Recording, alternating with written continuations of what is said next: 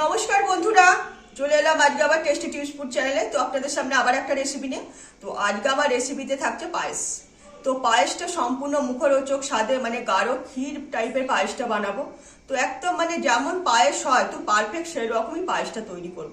তো দেখতে থাকুন কিভাবে পায়েসটা আমরা সাথে শেয়ার করি। তো পায়েস করতে কি কি লাগছে আগে দেখিয়ে দিই। তো পায়েস করতে এই যে দেখতেই পাচ্ছেন গোবিন্দভোগ চাল নিয়েছি পায়েসের জন্য। তো এখানে রয়েছে ঘি রয়েছে, আর রয়েছে নলেন গুড় রয়েছে। এখন যেহেতু গুড় পাওয়া যাচ্ছে তো গুড় দিয়েই দেখাচ্ছে, এটা তার পরিবর্তে আপনারা চিনি দিয়েও করতে পারেন, তাতে কোনো অসুবিধা নেই। এখানে একটা 10 টাকা দামের আমুল প্যাকেটের দুধও নিয়েছি, আর এখানে একদম জাল দিয়ে মানে 1 লিটার দুধ পুরো একদম রেখে দিয়েছি। আর তার সঙ্গে এখানে কি কি দিচ্ছি একটু বলেছি, একটু অন্য রকম ভাবে একটা করার চেষ্টা করব। তার সঙ্গে এখানে নিয়েছি মানে হচ্ছে কিনা যে বাদাম নিয়েছি, অর্থাৎ কাঠবাদাম রয়েছে, আর পেস্তা রয়েছে গার্নিশিং এর জন্য এই দুটো। আর কাজু বাদাম একটু মানে গুঁড়িয়ে রেখেছি, মানে যাতে পায়েসটা যখন খাওয়া হবে না মুখে লাগবে, তো সেটা ভালো লাগবে খেতে।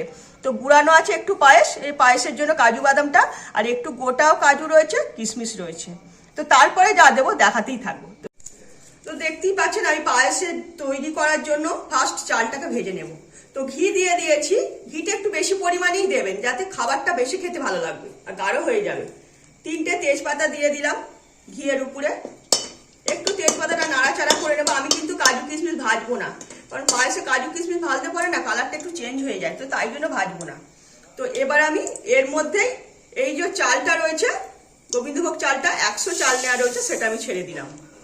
তো এইটাই আমি ভালো করে ভেজে নেব, যাতে একটু মুড়ি মুড়ি মতো ফুটতে থাকবে। তো সেই বুঝে একটু ভাজা করে নেব, একটু ধিমি আছে ভাজতে হবে, মানে চালটা যাতে পুড়ে না যায়, তো সেই বুঝেই ভেজে নেব। তো দেখতেই পাচ্ছেন আমার চালটা ভালো মতো একটু দেখলে বোঝা যাবে যে চালটা পুরো মানে কি ভাজা ভাজা হয়ে গেছে, মানে চাল আর চাল নেই, মানে হালকা যেমন চাল ভাজা হয় তো সেরকম তৈরি হয়ে গেছে। দেখতে পাচ্ছেন কতটা ঘি দেওয়া রয়েছে, তো এরকমই কিন্তু ঘি দিয়ে বানাতে হবে। এবার এর মধ্যে এই যে গরম যে দুধ, যে ফুটান্ত দুধটা রয়েছে, তো সেটাই ঢেলে দেবো সবার ফার্স্ট।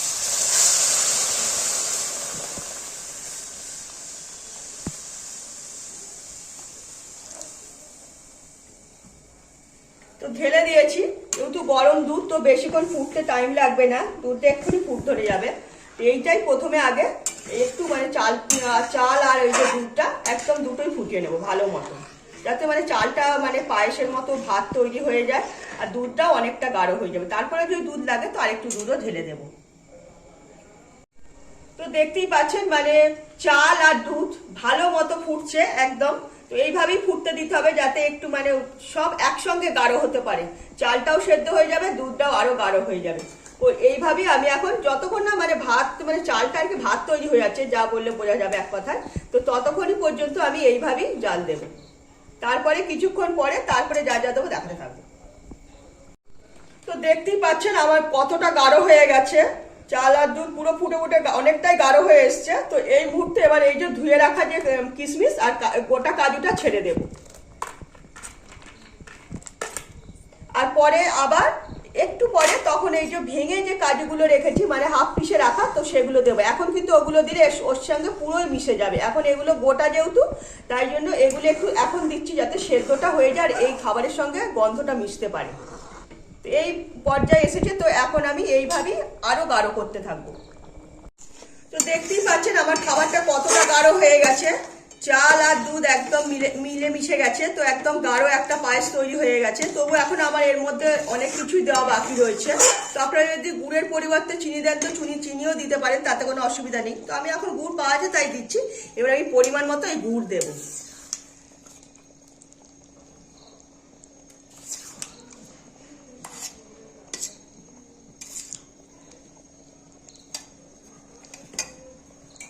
গুড়টা দিয়ে একটু নাড়াচাড়া করে দেবো যাতে গুড়টা এর মধ্যে মিশে যেতে পারে।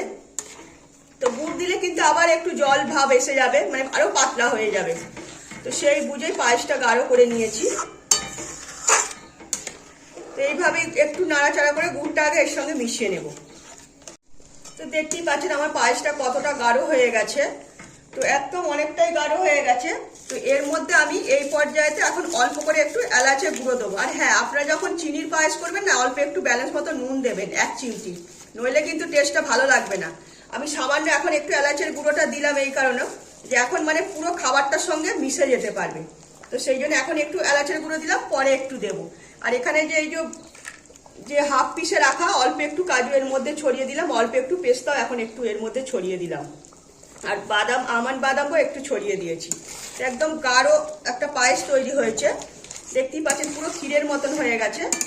তো এই যে পিসে যে দিয়েছে হাফ পিসে, তো এইগুলো খাবারটা খেতে একটা আলাদাই টেস্ট, মুখে যখন লাগবে না দারুণ লাগবে। তো এতটা গাঢ় হয়েছে, তো এর মধ্যে আর একটু আমি আমুল দুধ দিয়ে দিলাম,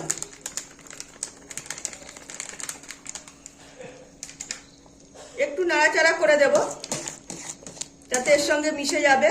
তো আরো খাবারটা একটা আমুল দুধের হালকা মানে আরো গাঢ় ভাবটাও থাকবে, আর আমুল দুধের একটা গন্ধ এসে যাবে।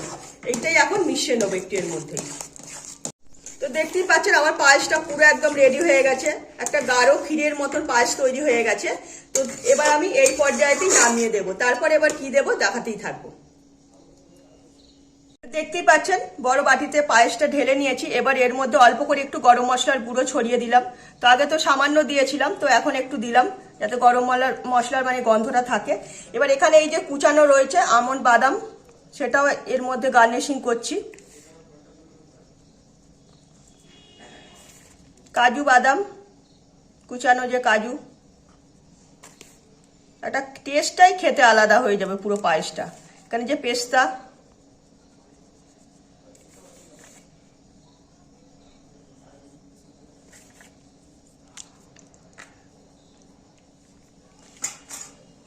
আর এখানে আমি আমার গাছ থেকে গোলাপের পাপড়ি তুলে এনে রেখেছি, তো সেটাই আমি এর মধ্যে দিলাম।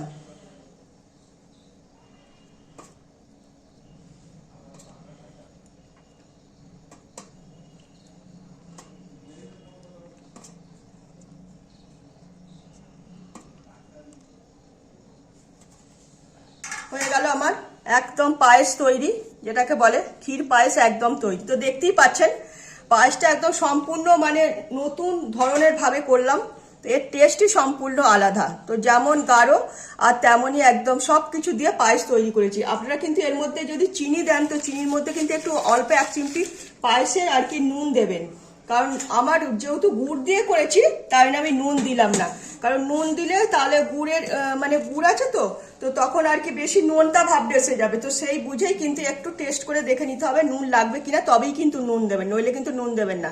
কিন্তু চিনি হলে একটু নুন দিতেই হবে, আর যাই হোক না। তো দেখলেন কত সিম্পল পদ্ধতিতে একটা ক্ষীর পায়েস তৈরি করে দেখালাম, সম্পূর্ণ নতুন স্বাদের বলতে গেলে। এর মধ্যে যে এই যেসব নতুন উপকরণগুলো যেগুলো দিয়েছি, পেস্তা কাজু থেকে শুরু করে আমন্ড বাদাম, তো এটা যখন এর সঙ্গে মিশে যাবে তো মুখে লাগলে তো খেতে একটা দারুণ লাগবে। তো রেসিপিটা সম্পূর্ণ আমি আমার মতো করে বানানোর চেষ্টা করলাম। অবশ্যই বাড়িতে একবার ট্রাই করে দেখতে হবে যে খাবারটা কতটা টেস্ট হয়েছে। তো ভালো লাগলে লাইক শেয়ার কমেন্ট সাবস্ক্রাইব করো আমার চ্যানেলটাকে। তো আজকের মতো আমার রেসিপি এখানেই শেষ করলাম, সবাই ভালো থাকবে।